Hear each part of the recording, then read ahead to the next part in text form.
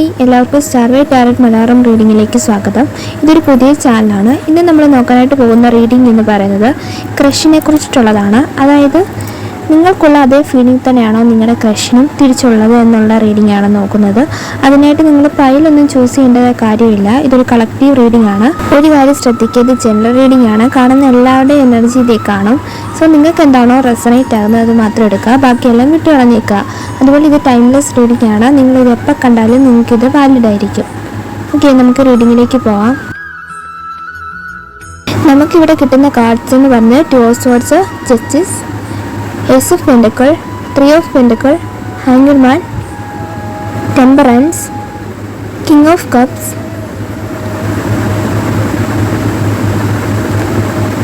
and 2 of Wands. ഇത്രയാണ് നമുക്ക് കിട്ടിയിരിക്കുന്നത്. ബോട്ടം എനർജി കിട്ടിയിരിക്കുന്നത് 5 of Cups ആണ്.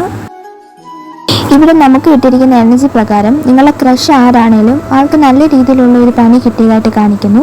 അതായത് മുൻപ് ആൾക്കൊരു റിലേഷൻഷിപ്പ് ഉള്ളതായിട്ടും എന്നാൽ ആ റിലേഷൻഷിപ്പ് നിങ്ങളുടെ ക്രഷിനെ ഫുള്ളായിട്ടും ഒരു ട്രോമയിലേക്ക് കൊണ്ടുപോയതായിട്ടും കാണിക്കുന്നു. ബിക്കോസ് നിങ്ങളുടെ പേഴ്സൺ ഒരു ചീറ്റിങ് കിട്ടിയതായിട്ടും ആ ഒരു റിലേഷൻഷിപ്പ് ബ്രേക്കപ്പ് ആയി പോയതായിട്ടും കാണിക്കുന്നു. എനിക്കറിയില്ല കേട്ടോ എത്ര പേർക്ക് ഇത് റെസനേറ്റ് ആകുന്നതിന് മാത്രം ബാക്കി കാണുക കേട്ടോ. സോ അങ്ങനെ ഒരു ബ്രേക്കപ്പ് ഫേസ് ചെയ്യേണ്ടി വന്നതുകൊണ്ട് നിങ്ങളുടെ ക്രഷിന് മറ്റു റിലേഷൻഷിപ്പിലേക്ക് പോകാനൊരു ഭയം ഉള്ളതായിട്ട് കാണിക്കുന്നു.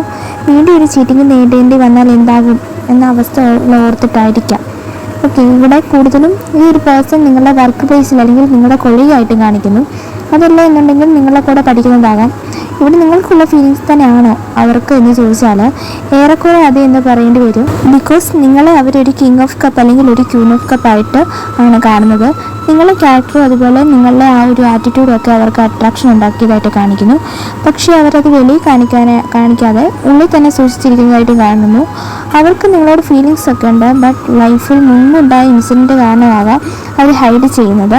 അവർക്ക് നിങ്ങളോട് ഓപ്പണായി സംസാരിക്കാൻ ഭയം ഉള്ളതായിട്ട് കാണിക്കുന്നു. ഇനി അഥവാ നിങ്ങളോട് മനസ്സിലുള്ളത് തുറന്നു പറഞ്ഞാൽ അത് ശരിയാകുമോ ഇല്ലയോ എന്നുള്ള കൺഫ്യൂഷനിൽ അവർ നിൽക്കുന്നതായിട്ടും കാണിക്കുന്നു. ബിക്കോസ് നമുക്ക് കിട്ടിയിരിക്കുന്നത് ആദ്യമേ തന്നെ 2 of Swords ആണ്. അതൊരു കൺഫ്യൂഷനെ കാണിക്കുന്ന കാർഡാണ്. അതുപോലെ നിങ്ങളുടെ കൂടെ ടൈം സ്പെൻഡ് ചെയ്യണം, ഒരുമിച്ച് ഒരു ഗ്രൂപ്പായി വർക്ക് ചെയ്യണം എന്നുള്ള ആഗ്രഹം അവർക്കുണ്ടെന്ന് കാണിക്കുന്നു.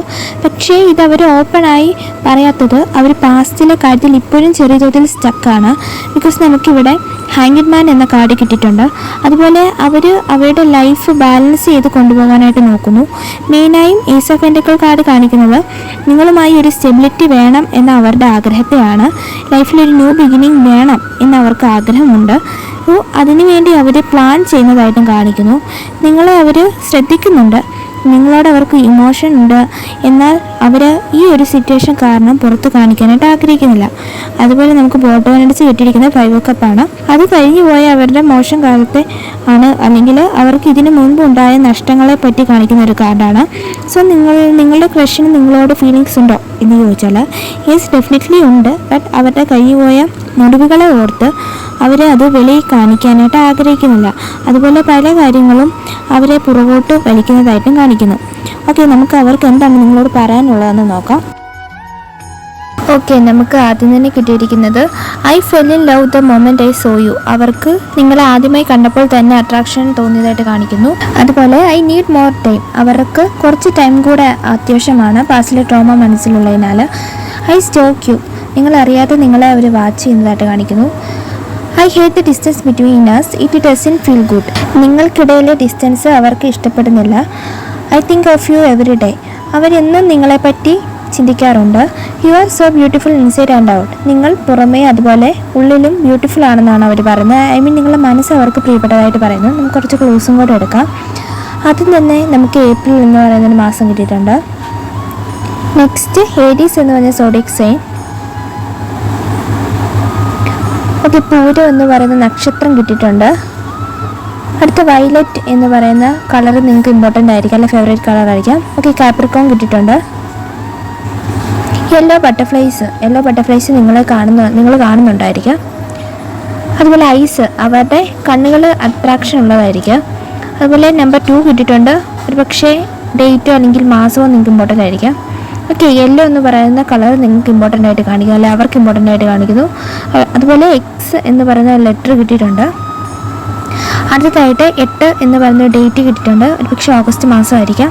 ഓക്കെ, ആൻഡ് ഫൈനൽ മെയ് എന്ന് പറയുന്ന മാസമാണ് നമുക്ക് കിട്ടിയിട്ടുള്ളത്. ഓക്കെ, ഇത് ആർക്കൊക്കെ റെസനേറ്റ് ആകുമെന്ന് എനിക്കറിയില്ല. റെസനേറ്റ് ആകുന്നതിന് മാത്രം എടുക്കുക, അല്ലാത്തൊരു വിട്ട് കളഞ്ഞേക്കുക. സോ ഇതായിരുന്നു നിങ്ങൾക്കുള്ള റീഡിംഗ്. നിങ്ങൾക്ക് ഈ റീഡിംഗ് ഇഷ്ടപ്പെട്ടാൽ ലൈക്ക് ചെയ്യുക, സബ്സ്ക്രൈബ് ചെയ്യുക. താങ്ക്